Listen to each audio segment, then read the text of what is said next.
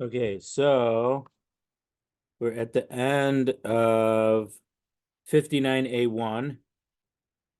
We're on the last paragraph on the second page, because the last thing we said that the amount that she makes or that she has to make is the weight of 15 slime, a certain weight of some of the weaving thread in Yehuda, which is 10 slime a weight in Galil. So which means that they had different units of weight. So it's the same amount, but in Galil it's called 10 slime, and in Yehuda it was called 15. So that's where we got up to.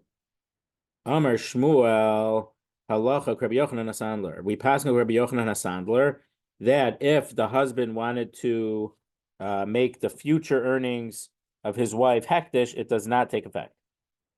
So the Gemara asks, Umish Amar Shmuel Hachi, did Shmuel really say this? So we're on we just finished up 59A1, and now we're moving to 59A2. So did Shmuel really pass on Rabbi Yochanan HaSandler? Vatanan, we learned in the Mishnah, it'll be later on in a few other places, Konam sha'ani osa leficha. If a woman makes an oath, a konam is a certain type of oath. So we say in Kol Nidre, koname is one of the types of vows we mention in Kol Nidre, and when we on Erev Rosh Hashanah, when we do Tars Nedarim, shani osel ficha. Anything that I make should be forbidden to your mouth. So ein tzarich lahafer. The husband doesn't need to annul that vow because the vow doesn't take effect. Rabbi Kiva says yafer. He should annul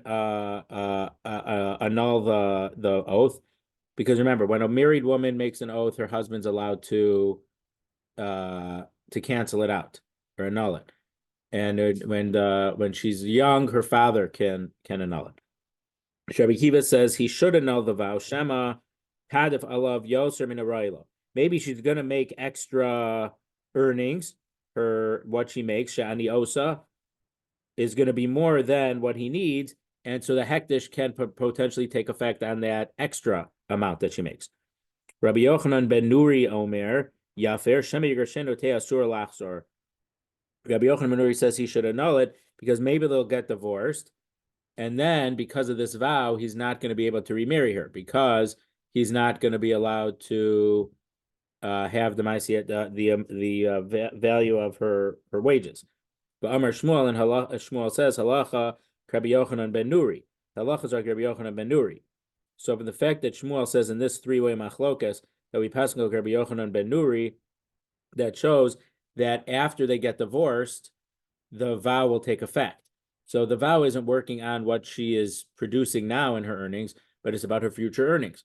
So from the fact that Shmuel paskin that it has to be annulled because it'll take effect for future earnings, shows that you can be makdish, you can make hektish future earnings. So how could he paskin by us like Rabbi Yochanan HaSandler?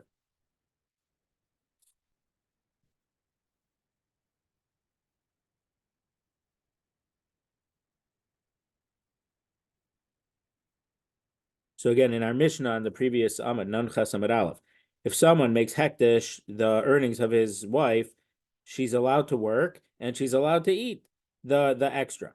It doesn't take effect at all. Rabbi Meir said, excuse me, she could eat. She works and she could eat hamoser, but if he consecrates the excess amount of what the minimum that she's required to make in the marriage, Rabbi Meir says it is hektish. Rabbi Yochanan Sandler says it doesn't take effect. So how could, for our Mishnah, Shmuel Paskin Rabbi Yochanan Sandler that the future earnings isn't going to take effect? And how could he say that if the wife made a vow that she's forbidding her husband to receive benefit from what she earns, so even though it doesn't take effect now because she doesn't have a right to it because her husband has a right to it, but in case she gets divorced, then it will take effect, and then he won't be able to remarry her. So how come Shmuel's passing like two opinions that seem to hold opposite things? So the Gemara says, Ki Amar Shmuel halacha Rabbi Yochanan ben Nuri la dafa. When Shmuel said that halacha is like Rabbi Yochanan ben Nuri in that Mishnah, that they might get divorced and he won't be able to remarry her because she made this vow, ladafa. That's not talking about the regular amount, the basic amount that she would have to work while she's married, but that's talking about the extra amount. But it's true she's not allowed to the her vow won't take effect for the basic amount of her earnings that her husband has to be able to get.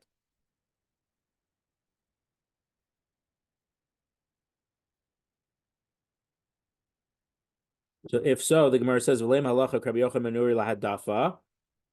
So the simple meaning of Rabbi Yochanan of Shmuel passing like Rabbi Yochanan Menuri does not sound like it's about the extra money that she makes. In fact, the next line of the Gemara says, "Inami ein halacha ketana kama," or Shmuel should have said, "We don't pass like the Tanakama." Inami halacha Rabbi Akiva, or he should have said, "We pass like Rabbi Akiva," because Rabbi Akiva says the husband has to annul the vow for the extra amount above the basic amount that she has to provide the husband. So if he holds like Rabbi Yochanan ben Nuri la'adafa, he's actually holding like Rabbi Akiva. So then why did Shmuel say that with the halachas like Rabbi Yochanan ben Nuri? According to the way we explained it, he's not passing like Rabbi Yochanan ben Nuri.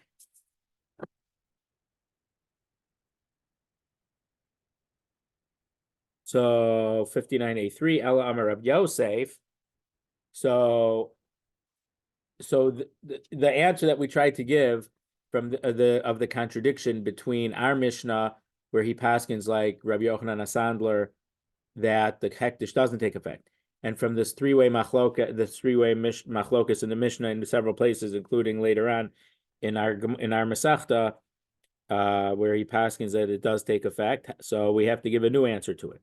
Ella Amar Rav Yosef. Rav Yosef explains the seeming contradiction between Shmuel paskening like divergent opinions. Konamos kamarta.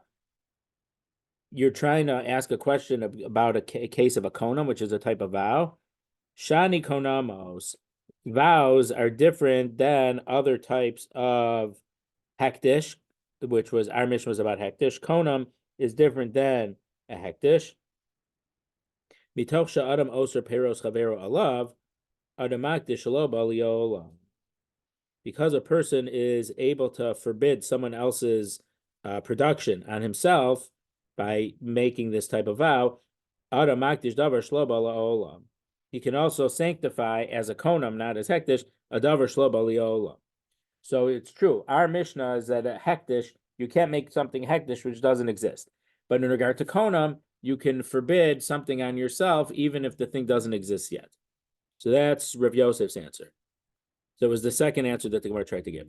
Amarle Abaye said to Rav Yosef. Abaye was a student of Rav Yosef, and we know from Rabbi Yochanan, the Gemara in Baba Metzia says that Rabbi Yochanan enjoyed his chavrusa with Reish Lakish so much that when Reish Lakish died, they got him a new chavrusa, and the chavrusa would bring like 30 proofs from Brisas, like Rabbi Yochanan said. And Rabbi Yochanan didn't like it. Rabbi Yochanan said, when I learned with Reish Lakish, he would ask me 30 kashas on what I said. And because he asked me so many questions, I had to refine what I said till it made more sense. And you're bringing me proofs. I know I'm saying what I'm saying makes sense. That's why I'm saying it in the first place. So he didn't like the chavrusa that way. He wanted to be. So Abaye used to ask questions to his Rabbi Yosef when he had a question on it, which is a form of learning. You're asking not to be a nonik, but you're asking because you're trying to get emes lamito, to find the true Torah, the true psak. So Amarle Abaye Bishlama Adam Oter Peres Chavero Alav. We understand that a person, so Reuven can say, I'm making a vow that I'm not going to derive any benefit from Shimon's production. Shekain Oser Adam Peros Chavero, because also he can make a vow that Shimon can't get any benefit from my production.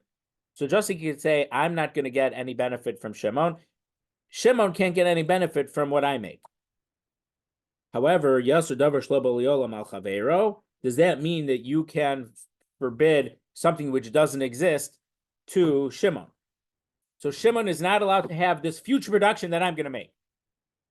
Well, the thing doesn't exist yet.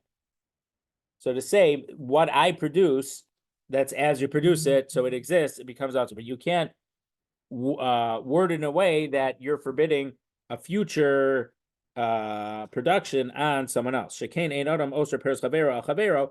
Just like you can't forbid, Levi cannot benefit from Shimon's production. Well, you're not Levi and you're not Shimon. So you can say that Shimon can't have yours or Levi can't have yours, or you're not going to use Shimon's or you're not going to use Levi's, but you can't make a vow that Levi can't use Shimon or Shimon can't make Levi's. And in this case, the konam is going to be about is more like a third person situation.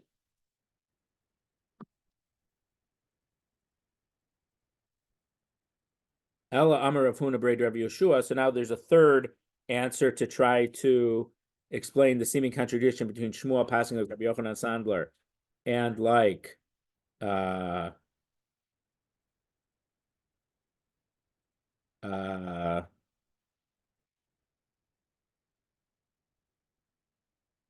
Rabbi Yochanan ben Nuri. There's something that can help you look up.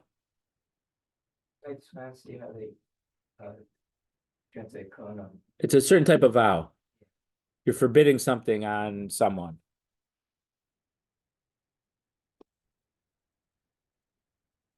It's like a neder. It's a type of vow. It's one of the words of vow. Allah Amar Rav Huna Breder of Yeshua. So Rav Huna Breder of Yeshua gives an answer, but Omeris Yikatru Yadai Lo Seim. It's a case where the wife is basically saying that her thing is prohibited to anyone because anything she produces is only going to go to Hashem.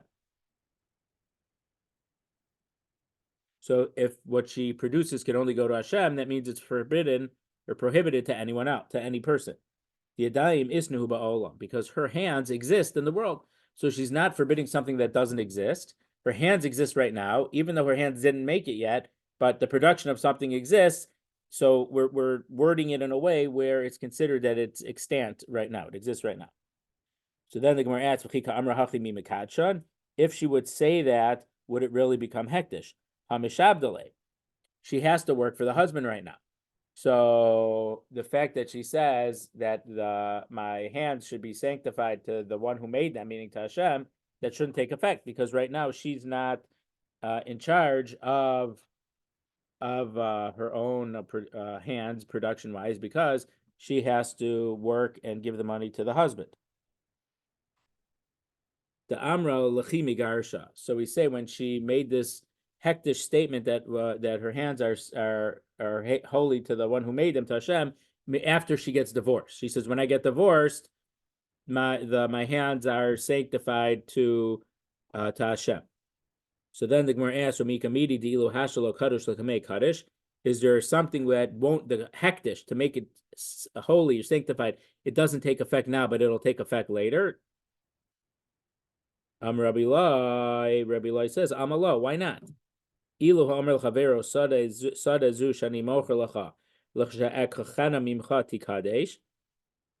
let's say Yisachar is selling a field to Zvulun. So if Yisachar is selling a field to Zvulun and he says, this field that I'm selling to you, Zvulun, when I buy it back from you, it's going to become holy. Milo Katsha, isn't it going to become holy when it takes effect? So even though he's making a statement that it's not going to become holy now, it will come back later. So yeah, you could make a statement that that will make something hektish in the future. So Maskefler Rabbi Yirmiyah asked against this answer. Bidami, is it comparable? The case here of her making saying that the what her hands produce are holy to Hashem and therefore forbidden to anyone else when she gets divorced. Is that similar to this case when Yisachar is selling the Zavul in the field and saying, when I buy it back from you, it's going to become holy? Hasa biyado lahakdisha. There, by the field, Yisachar, instead of selling the field to Zvulun, he can make it hektish right now. Hacha ein biyado lagarshas atzma. But there, the woman is not in charge of divorcing. The husband is the one who has to give her the divorce. So when Yisachar says, this field that I'm selling you now, when I buy it back, it will become holy, that works because Yisachar is the one who's able to buy it back and therefore make it holy. It all depends on him. So therefore he can make the statement while it involves something in the future. It's something which is he's the boss of making that happen. However, the woman is not the boss of. If she would say, "My hands, what I make with my hands, what I produce with my hands, will be holy to Hakadosh Baruch Hu," after I get divorced, since she's not the bala boss of divorcing herself, because she can't divorce herself, the husband has to give her the get. So that statement won't take effect in the future. So Rabbi Yirmiyah is saying that it's true. You can make a statement to that something isn't going to be sanctified now; it'll sanctified later. But it's not similar to the case that we're talking about with this woman.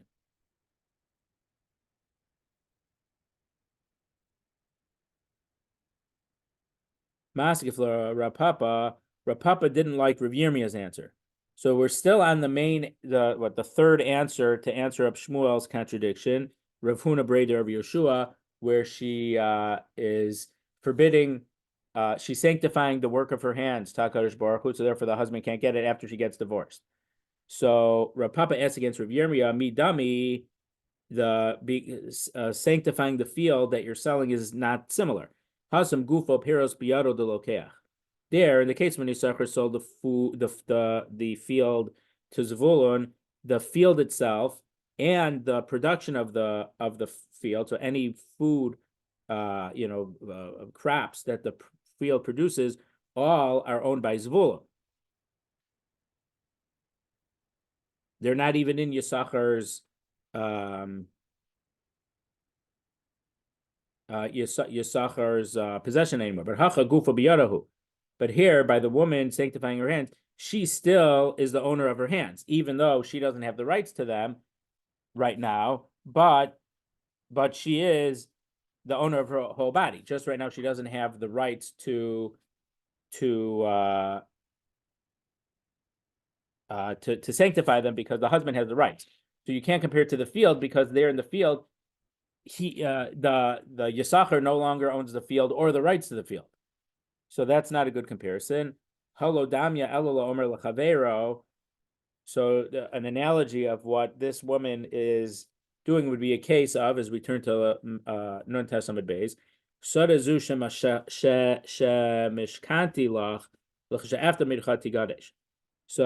mashkon is like a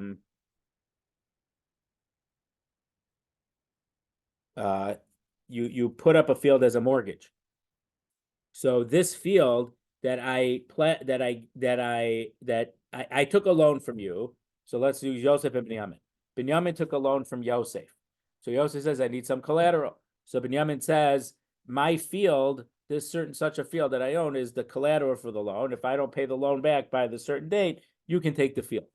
So in that case, so the field that I gave to you as this collateral, the chsha'afta mimcha tikadesh.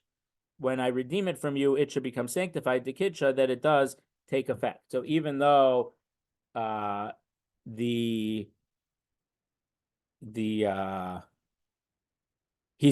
able to sanctify something that's going to take place in the future.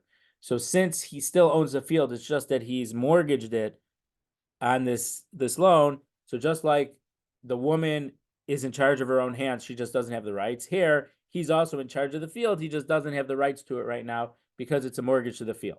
So he can't do something else with the field until it's what we would call free and clear. He has the deed to the field free and clear. But right now, he doesn't have the deed to the field free and clear because he gave it as a collateral for this loan to Yosef. Now, I don't know that halachically we'd say the deed is free and clear, but what we would call in our legal system that the deed is free and clear is what this Gemara is intimating right now. That because he pledged it as a collateral, it's not free and clear for him to give to Hektish. But he is the owner of the field right now. But he is somewhat limited rights because he pledged it for the mortgage. Does that make sense? So Maskil Rav Shisha Breder Rav Edi. So Rav Shisha Breder Rav Edi didn't like this comparison either to the mortgage field. Midami, is it comparable to the woman who is trying to make what she produces with her hands hektish and thereby forbidden to her husband? Hasam biyado lifdosa. There, by the case of a mortgage field, he can pay off his loan, and by paying off the loan, the field is no longer mortgaged, and then it can go to hektish. Hacha ein biyado lagarish asma, but here she's not able to divorce herself. So basically saying it's more similar to the first question that we had, that this case of the field, he's able to, the thing that's not letting the field become hektish is because it's mortgaged. But once he pays off the loan and it's no longer mortgaged, it can become hektish. So he's allowed to remove the impediment that's making it hektish. But in the case of the woman who doesn't want her husband to have her earnings, so she says konam that amaisa yadei leosehem, the things that my hands produce will go to Hashem and therefore be ushered to you. The impediment, so she's not able to make that hektish because what she produces with her hands go to her husband because they're married. He gives her food. She has to give him her basic earnings. So this case of the mortgage field, the owner of the field, Binyamin, is able to stop the impediment from making it hektish. But here, she's not able to stop the impediment of making it hektish. The impediment that she's not allowed to make her what her hands produce hektish is because she's married right now, and therefore her husband gets the stuff that she produces with her hand.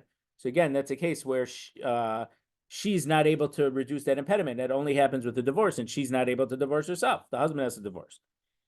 So halo damya elul amar chavero. So it would be comparable to a case where you said to someone else. So let's now take God and Usher. So God says,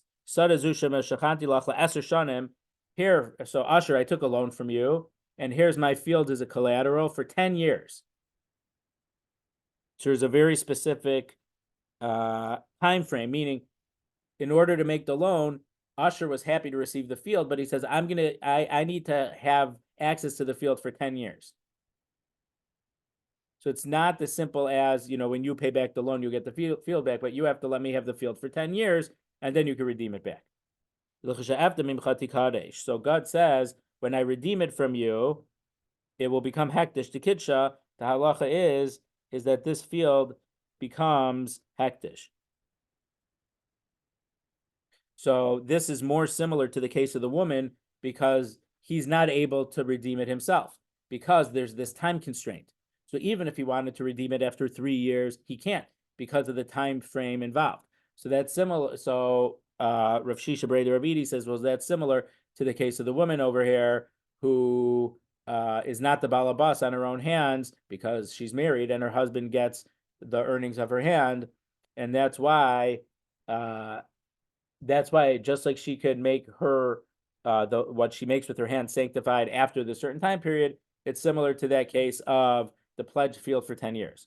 Now, is that such a good comparison from this give and takes that we just had? It's not such a good comparison because, well, Rav Ashi's going to say it. Mati for Rav Ashi asks against this. Midami, that's not similar. Hasam laser shana mia biado lifdosa. In the case of the field, once 10 years pass, it's true that he's not able to redeem it right now. There's some other impediment, and that's this 10-year time frame. But at the end of the 10-year time frame, he is going to be able to redeem the field. But but a woman is never able to divorce herself for forever. So even though Rav Ashi is saying, yes, you, Rav Shisha Brei Rav Edi, added a case where he's not able to redeem his mortgaged field because there was a time limit, but after the time limit, once that time limit is up, he again is the balabas and he can redeem the field, and then it'll become hektish. But it's not similar because in the case of the woman, she, even after a bunch of years, that doesn't mean that we know then when she's going to be the balabas that she can then free her hands. She still needs to be divorced by her husband, and that's something beyond her control. So Elam Rav Ashi, so Rav Ashi gives a reason. Konamos kamart. When you brought that Shmuel, a contradiction against Shmuel from the case of Konam, because again, in our Mishnah, Shmuel paskin like Rabbi Yochanan ben Nuri that you can't even make something hektish in the future. And then we had in the other three-way machlokas, if she makes a vow that what she makes is forbidden, Shmuel says we paskin like Rabbi Yochanan Sandler, that the vow will take effect in the future, even though right now, while they're married, it doesn't take effect. But if she gets divorced, it will take effect. And if they would get remarried, so this obviously doesn't apply to a Kohen because a Kohen isn't allowed to remarry his divorcee, but a regular Yisrael can remarry his divorcee as long as the wife had never been married to anyone else in the meantime. So how could Shmuel? So the Rav Ashi says you asked a question on Shmuel that from the case of Konam we see that the future vow does take effect. It's not a question from a Konam from that type of vow because a Konam is kedushas hagufnin konamos kedushas hagufnin who when you make a Konam it's inherently sanctified. The Rava, as Rava explained, Amar Rava hektish chametz v'shichur mafkiin midei shibud. So if you had made something mortgaged for some type of debt, if it became hektish, or if it was something that was chametz, so it wasn't a piece of land, but it was, let's say you were either a sourdough bakery, so you had big things of sourdough, or you were a brewery or a distillery, according to the opinions that because it is a machlokas about whiskeys, let's say, that are distilled, if it's actually chametz midiraisa or not.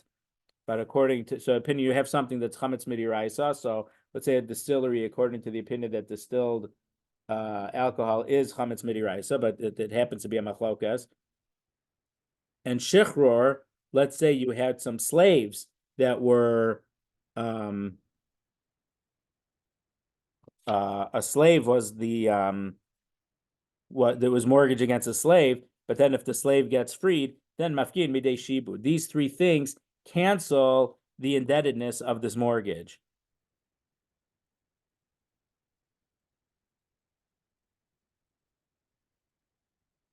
So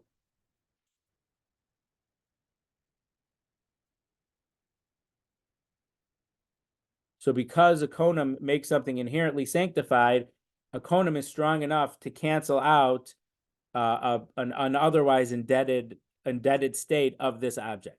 But the other hektish that our mission was talking about isn't strong enough to cancel it. So therefore, Shmuel can paskin in our Mishnah, like Rabbi Yochanan ben Nuri. Wait, am I mixing up because they're both Rabbi Yochanans, but I'm mixing up two names. Our Mishnah was Rabbi Yochanan Hasandler, that you're not even allowed to sanctify the extra earnings of your wife, but he could paskin in the case of konam that the konam does take effect in the future because the konam makes it inherently sanctified. So konamos can take effect and sanctify something in a case, even though regular hektish will not. So I can't give you exact definition of konam, but a konam is something that will make something inherently holy. Now, when our Gemara here says right here, hektish chametz v'shichur mafkim midei shibud, when it's talking about hektish over there, it's talking about making an animal like for a korban. So meaning, because if you look at our Mishnah, Rabbi Yochanan Hasandler was talking about hamakdish. You made something hektish. Well, if I donate a chair, let's say to hektish, the chair can't be brought as a korban or anything. The Beis Hamikdash gets to sell the chair and make money off the chair. But if it's an animal, so if you just donate an animal to hektish, the animal isn't going to be a korban either. The hektish will own the animal and they'll probably sell the animal. They might buy another animal. But there's a type of hektish where you just donate your animal to the Beis Hamikdash, or you say this animal is going to be a korban. If you say this animal is going to be a korban, then the special sanctity goes inherently on the animal itself. So that's the type of hektish which is innate and inherent, as opposed to just saying this is hektish. So even though this Gemara uses the word hektish and our Mishnah uses the word hektish, they really are two different types of hektish.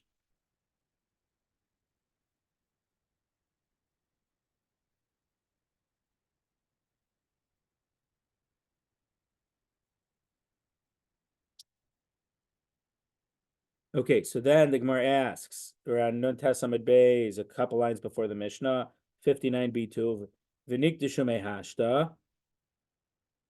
So if you're allowed to make a konam, that a konam can take effect inherently, even though there's a pledge for this slave or this animal. So if the woman makes the konam, since the husband has the right now to her Maisi Adeha, to what she produces, let the strength of the konam take effect in her hands and be so strong that it pushes away or cancels or uproots her obligation or the husband's rights to what her hands produce. So the Gemara says, "Almua Rabbanan l'shibude debal kiheche dol tikadesh mehashta." The Chachamim strengthened the rights that the husband has to what her hands produce, in order that it is not capable of becoming sanctified from now. So Rashi says that the Chachamim. So what do you mean the Chachamim could strengthen it? So what Rashi says is that there's two different cases. One case is you buy something, and one case is or sell something, and one case is where you lend something. When you lend something, so let's say God borrowed money from Asher, and he pledged the field as a mortgage. So even though Asher has certain rights to the field, but for the most part, Asher is owning it because it's a loan, not because he's the real owner. If God would have sold the field to Asher, then Asher is the full owner right now. So when we just said a couple lines up that hektish chametz and shechor can undo a mortgage, that's when it was only a mortgage. But if God sold a field to Yehuda, God can't say, "Oh, I'm giving this field to Hektish," because he sold it to Yehuda. It's not there at all. So what? So what the Chachamim? So what Rashi says, what the Gemara is saying right here is that when the husband owns the rights to his wife field, if he only has the rights like they were mortgaged to him, then it's true. What we just said, the wife's konam is strong enough in the inherent in the inherency that a kona makes, that it could uproot his rights in her hands. However, the Chachamim said that when a husband has the rights of what his wife's hands produce, he made it like they were sold to him. So because it's like she sold the rights to him, even if she'd make a konam, the konam doesn't have any ability to cancel the sale that she did. Not that she made a sale, but the Chachamim said that we view his stake in her hands as an ownership stake, not as a mortgage stake, if that makes sense. Okay, interesting Mishnah now on Nuntes Amid Bays 59b2 in the Art Scroll. These are the malachos, the creative activities that a wife is obligated to do for her husband. So up until now, we were just talking about she has to produce a certain amount of work, whether it's literally making a thread, or I mentioned last week the case that the women would transcribe the doctor's oral instead of the doctors writing the notes. I don't know if nowadays it's legal because Obamacare changed the way, so I don't know if they're able to record it and then outsource it to someone else. That's why nowadays you see your doctors typing in as you're talking to them. So that job that I mentioned last week, that the doctors would verbally record their doctor's notes and then send it to someone to type it up and they would get it back. That's a job that a woman could do from home. Or there's a lot of things. You could have them, be a graphic artist. They're illustrating a book, whatever different stuff that she could do. So we're just saying that the husband has rights to a certain amount of what she produces in exchange for the fact that he feeds her. But then, just being married, she has some responsibility. She has to do certain specific things to him. So what specific things does she have to do for her husband? Tochanas, she has to grind the flour into wheat. Va'ofa, she has to bake the bread. Mechabesas, do the laundry. V'vashelas, cook some food. Menikas bena, she has to nurse her son. There is what to say about Menikas bena, her son. But if he has a son from a different wife, and then he marries her, and she's also able to nurse, there is a Rishonim do discuss that it's not so clear that she would have to nurse a son that's not hers. Or if let's say Lo Aleinu, she had a baby and the baby died, so she still has milk, he doesn't have to force her to become a wet nurse and make money by nursing a different baby. So Rishonim do talk about the specific lashon here that menikas bina, she has to nurse her son. Matzes lo hamita, she has to make the bed for him. Va'osa betzemer, she has to do some wool working. Now, when I say wool working, it might be because we saw in the previous Amud that she has to produce a certain amount of thread for the weaving. We had the two weights, the 15 sela in Yehuda and the 10 sela in. So it seems, I could be wrong, but I think it means that if you give her raw wool, she's gonna comb the wool and do the malachos to transform the raw wool into usable thread. I think that's what this is talking about.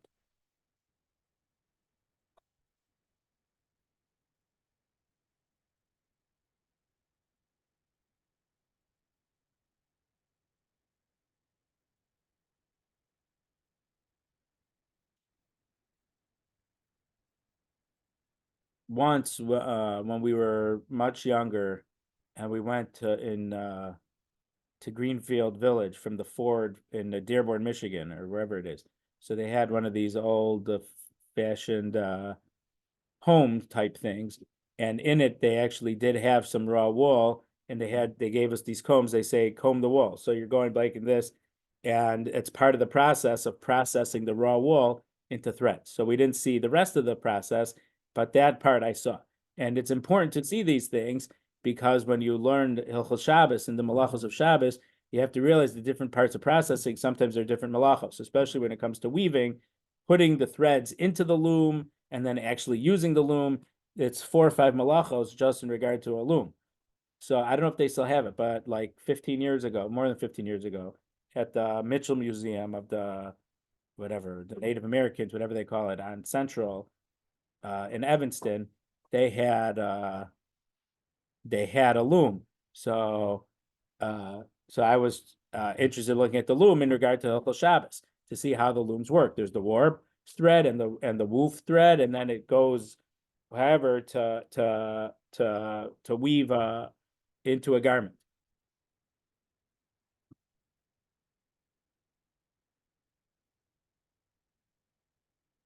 Okay, so those are the obligations of what she has to do. She has to grind the wheat into flour, bake, do laundry, cook, nurse her son, make the bed for him, and do some wool work. So what if she brought one maidservant into the marriage with her? Lo tuchenes v'lo ofa. She doesn't have to grind the grain into flour, and she doesn't have to bake. V'lo mechabes, she doesn't have to do laundry. Shtayim, if she brought two servants in, ein mevashelas or ein menikas bena. She also gets out of cooking or nursing her son. Shalosh, if she brought three servants into the marriage, ein matzes osamita ve'notza betzemer, she doesn't have to make the bed or do the linen work. Arba Yosheves bekatadra. She gets this to sit in a nice fancy easy chair. Now Tosfos asks, once she had 3 servants, all of her things are taken care of. So if all her things are taken care of, she doesn't have to do anything, right? If she brings 4 servants in, well, the other 3 servants are already doing everything else. So what's the difference of bringing 3 servants in or 4 servants in? Once she brings 3, she doesn't have to do anything. So how come the Mishnah has to say if she brought 4 servants in, she gets to sit in a nice big easy chair? So Tosfos says that if she brought 3, there are still some small jobs that she has to do for him. For example, certain tasks that the Mishnah doesn't say. I think I saw somewhere it says like bring something from this room to that room. And I say this now a little bit tongue in cheek. We see this is difference in those times and in this times. In those times, the husband could say, "Please move something from this room to that room." Nowadays, the wife says, "Move the furniture, move this to there and there." So it's a little bit different nowadays. Who has the jobs to do? You like that one, Mike?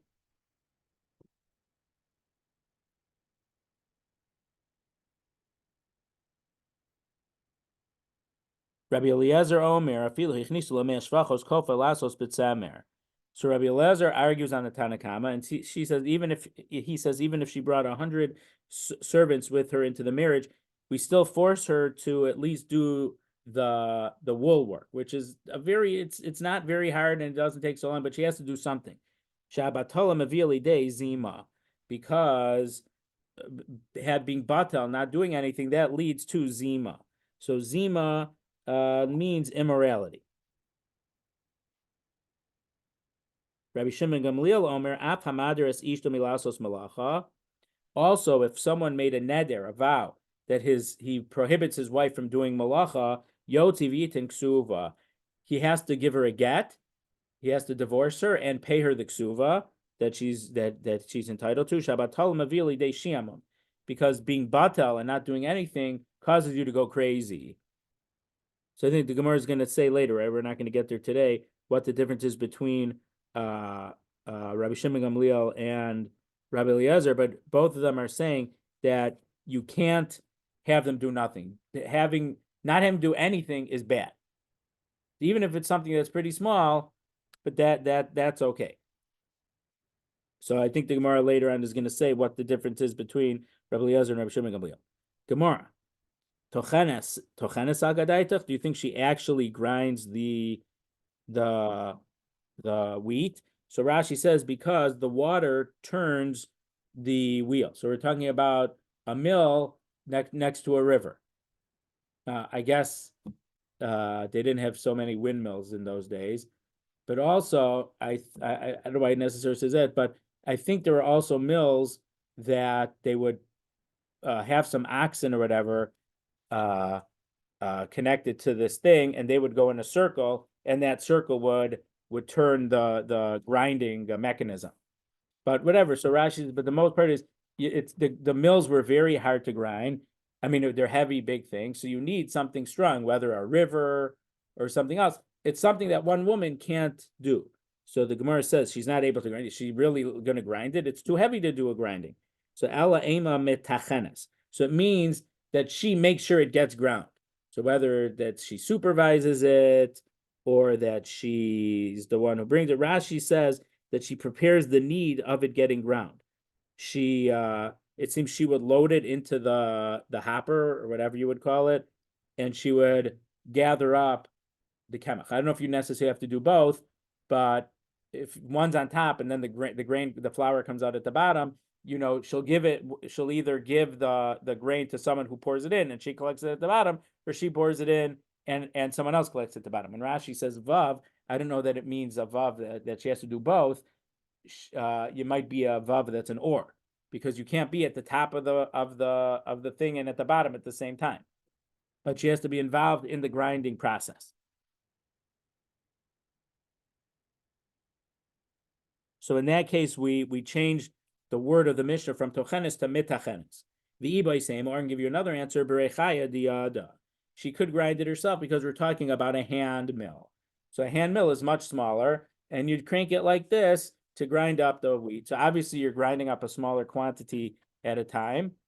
And if anyone needs to see, well, nowadays, lahavdil, for the coffee, people want the coffee very fresh. So they don't buy ground coffee, they buy the beans and they grind it themselves. So some people have a little grinder, they grind things, but some of the fancier, which it's not so expensive anymore, but some of the fancier coffee makers or espresso makers, they have the electric grinding. So nowadays, nowadays it's very different because we don't have the agrarian economy and this and that. But a hand ring, you do this to press the button to grind it. That would probably be count as instead of the coffee grinder, but a grinder for the grain. That would be it would probably be enough of grinding the grain. Masnisa delok Reb Chia. So next, we say our Mishnah does not accord with an opinion that the Amora Reb Chia mentioned. I think Reb Chia. No, Reb Chia this Reb Chia is a Tana. The Tani Rabbi Chia, because Reb Chia taught Ein Isha El Yofi, Ein Isha El Laban. So this is also Gemara at the end of Tainus. it talks about it by Yud Tesva Tuba Av. A woman is only for beauty, or a woman is only for having children. So if a woman is only for beauty or for having children, she doesn't have to do other jobs. From the fact that our Mishnah lists jobs that she has to do, that shows that Rabbi Chia is not the author of our Mishnah. V'tani Rabbi Chia, excuse me, a Brisa said, "Einish el yofi, einish el banim." V'tani Rabbi Chia. So it seems that Rabbi Chia is the author of that statement, the way the Gemara mentions it. And then there's another statement of Rabbi Chia. V'tani Rabbi Chia also says, "Eina isha elo tachshita isha." The purpose of the woman is to wear nice jewelry. V'tani Rabbi Chia, and Rabbi Chia also taught harotza she adines ishto yabishana klei pishtan. If he wants his wife to be very, he wants to show off. Well, it seems that it means he wants to show off her beauty, or the glow of her skin, or something like that, or he wants to make her skin tone look even more fancy than it is. Yalbishana kli pishtan. She should dress her in linen garments. So I guess, this is probably not the only way to understand it.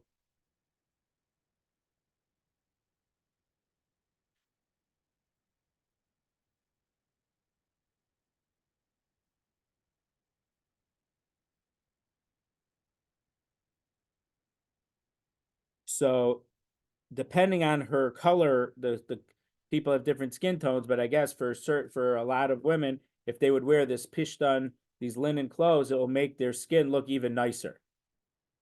That's at least one way to explain this Gemara. Harotza sheyalbin es bito, if he wants his daughter to have a whiter skin, yachilena frochim, he should give her young birds to eat. So whether it means chicken or fowl or other kosher birds that are young, that will give her a fair complexion. V'yashkena chalav samach leperka, and also she should give her milk. She should be drinking milk close to the time when she will reach puberty, and that will make her skin lighter. So from these statements from Rabbi Chia, we see that she doesn't do so much work. So Tosfos points out that Tosfos doesn't say she doesn't have to do any work. She has to do easier work, like doing the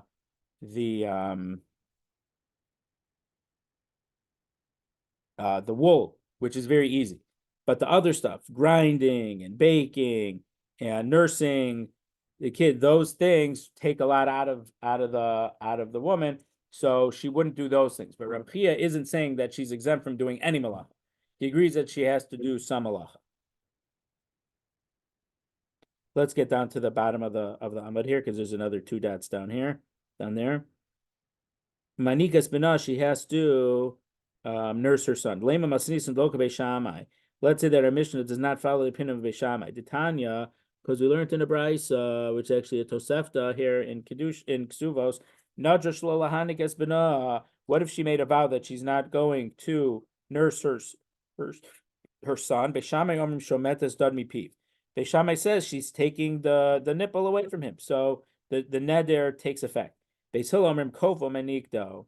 The husband forces her to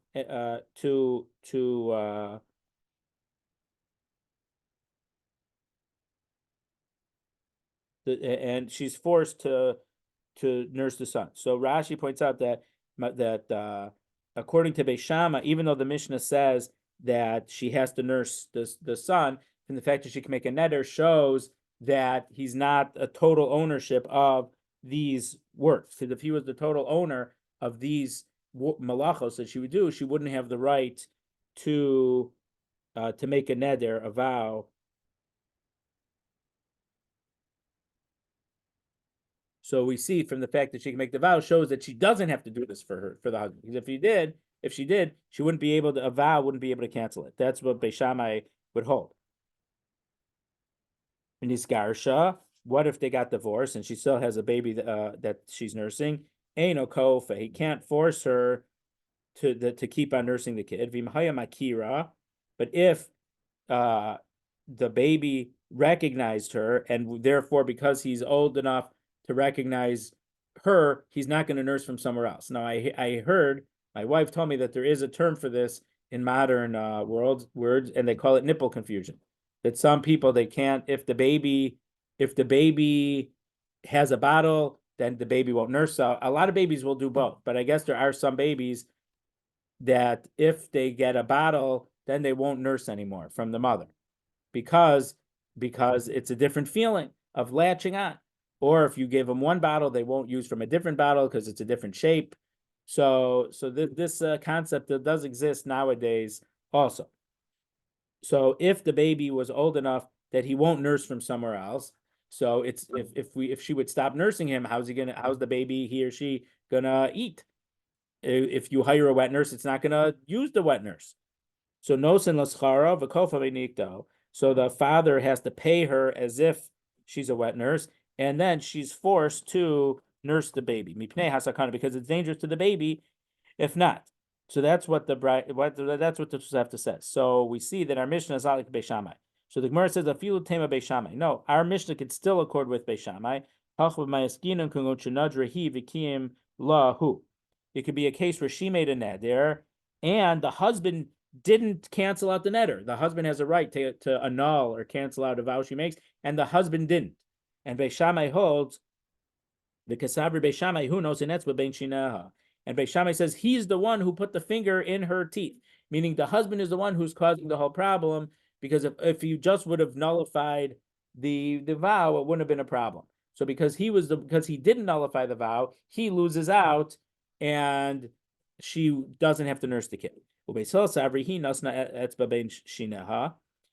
Beis Hillel says no, even though he nullified the vow, but because she made the vow in the first place, she was the one who put him in a situation where he had to nullify it. So the problem is hers.